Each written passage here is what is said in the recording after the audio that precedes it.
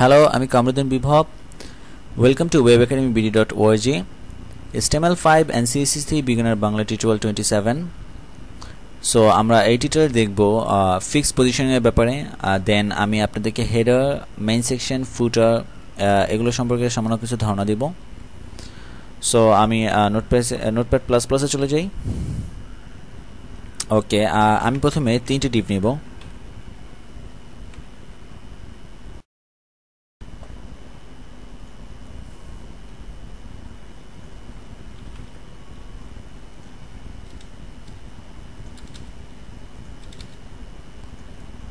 এটাতে আমি একটি আইডি ধরি, হেডার নাম দিলাম আইডি। এটা দিব মেইন সেকশন, দেন এটা দিব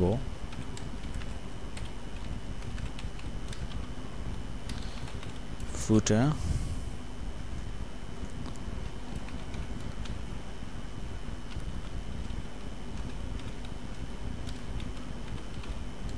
this is header,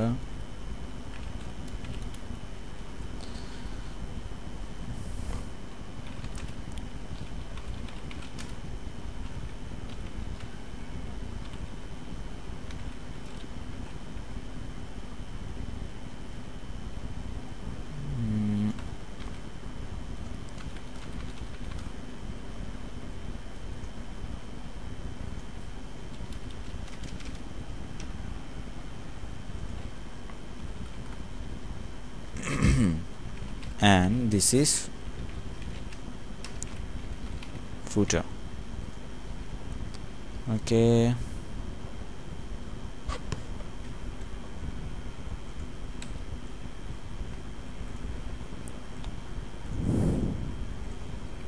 সরি, আমার আগে সিএসএসটি কাজ করতেছে। চেঞ্জেস দেখেন, সিম্পলি কোনো চেঞ্জেস আসেনি। সো আমি অ্যাস্ট্রিক চিহ্ন নিই। অ্যাস্ট্রিক চিহ্ন মিনস আমার ওয়েবসাইটের আমার প্রায় এই বডি হেড যত কিছুর ভিতর থেকে মার্জিন 0 পিক্সেল অ্যান্ড পাডিং 0 পিক্সেল, মানে চারপাশ থেকে মার্জিন অ্যান্ড ভিতর থেকে পাডিং 0 পিক্সেল থাকবে। আর অনেক জায়গায় দেখবেন বডি থাকে অ্যাজ ইউ উইশ। আমি অ্যাস্ট্রিক চিহ্ন দিলাম। দেন আমি আইডি কি নিয়েছিলাম, header,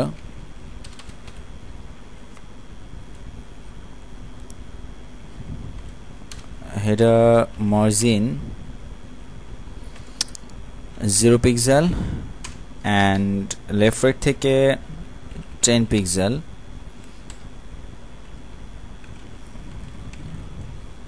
padding 50 pixel. Okay, border solid hash 666 and background color hash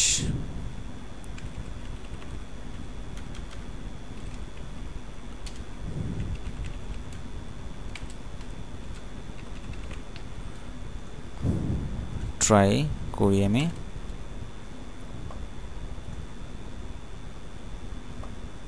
ওপস, পাডিং 50 পিক্সেলের জায়গায় 5 পিক্সেল হয়ে গিয়েছে আমার। বেটার হয় 20 রাখি, কারণ একটা হেডারের, একটা ওয়েবসাইটের হেডার এত বড় দরকার নেই। দেন কি করেছিলাম, main section,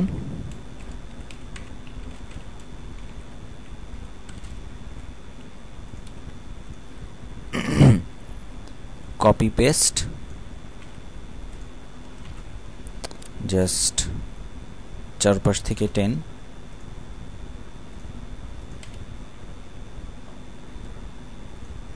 and footer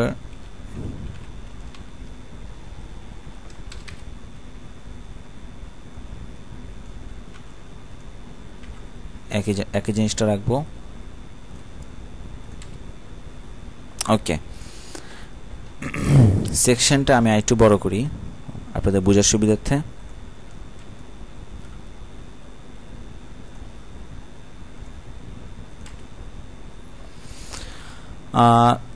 header means আপনি 90% ওয়েবসাইটের শুরুতে দেখবেন, আচ্ছা ধরলাম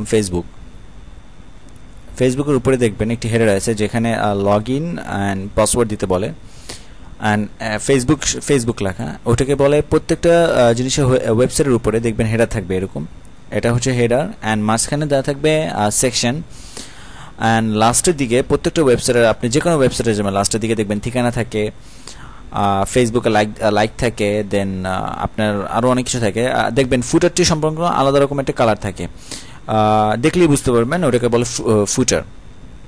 সো আমি যেটা আপনাদের দেখাতে চাচ্ছিলাম যে আমার এটা আরও বড় করতে হবে, নাহলে আমি দেখাতে পারবো না হয়তো বা।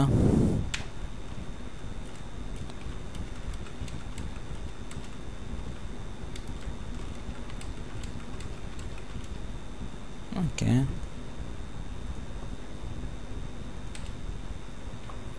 স্ক্রোলটা আসছে। ওকে, এই স্ক্রোলটা আনার জন্য আরও দুই একবার দিই। স্ক্রোলটা আনার জন্য মূলত আমি করলাম নয়তো বা। ওকে, জুম করে নিলাম আপনাদের সুবিধার ক্ষেত্রে।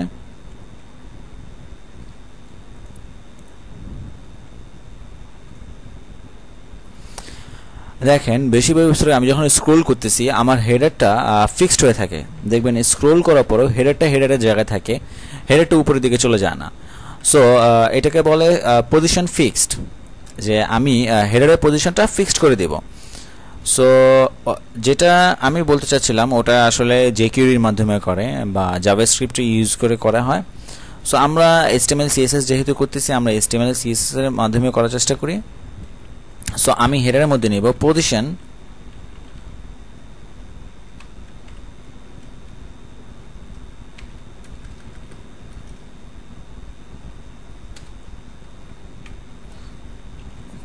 ফিক্সড করব আমি। ওকে,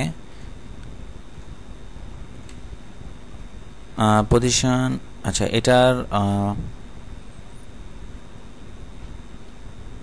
ব্যাকগ্রাউন্ডটি আমি রেড দিয়ে দিই বুঝার সুবিধার্থে।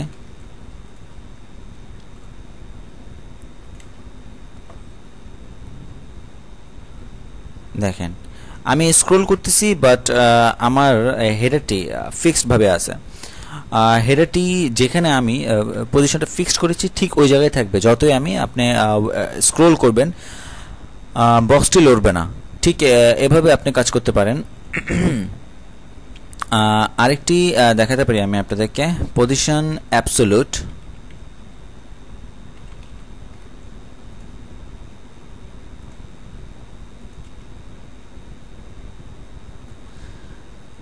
পজিশন অ্যাবসোলুটটি ঠিক যে জায়গায় পজিশনটি থাকবে ঠিক ওই জায়গায় অ্যাবসোলুটলি সেট হয়ে যাবে আপনাদের। দেখেন হেডারটি কিন্তু আমার HTML এর মাধ্যমে উপরে করা, হ্যাঁ HTML এর মাধ্যমে উপরে করা, বাট এটি এখানে কেন সেট হয়ে গেছে? বিকজ অ্যাবসোলুট আপনি পজিশন উপর থেকে যে এখানে অ্যাবসোলুট করছেন এটার উপর ওভাররেট হয়ে গেছে, তো অ্যাবসোলুটলি এটা পরে থাকবে, এটা আর ওইখান থেকে সরবে না। একটা হচ্ছে ফিক্সড, আপনি যেখানে ফিক্সড করবেন যতই স্ক্রোল করেন করেন আপনি পিছন থেকে অন্যান্য HTML এর কাজ চলে যাবে, বাট ওটি ফিক্সড ওই জায়গায় পরে থাকবে। আর অ্যাবসোলুট আপনি যেই জায়গায় করবেন ওই জায়গা থেকেই থাকবে, এটা স্ক্রোল করেন বা যা করেন তার সাথে নড়াচড়া করবে, বাট অ্যাবসোলুটভাবে বসে থাকবে। সো আমি টপ ধরেন টপ থেকে 100 পিক্সেল নিচে নামাবো, অ্যান্ড লেফট থেকে 100 পিক্সেল নামাবো। আপনি পজিশন অ্যাবসোলুট করে এভাবে জিনিসটাকে মুভ করতে পারবেন। দেখেন এই জায়গায় ঠিক এই জায়গায় ফিক্সড হয়ে গেল, বাট যদি আমি এটাকে ফিক্সড করতাম ঠিক যে জায়গায় আপনি দেখবেন ওই জায়গা থেকে জিনিসটা লড়বে না। দেখেন এই জায়গা থেকে জিনিসটা লড়তেছে না, মনে হচ্ছে যে জিনিসটি বাইরে আলাদাভাবে আছে আর পিছনেরটি পিছনের মতো আছে। ঠিক আমরা পজিশন ফিক্সড অ্যান্ড অ্যাবসোলিউট সম্পর্কে ধারণা দিলাম। জানি না কতটুকু বুঝতে পারলাম আপনাদেরকে। Thank you for watching, see you on next tutorial.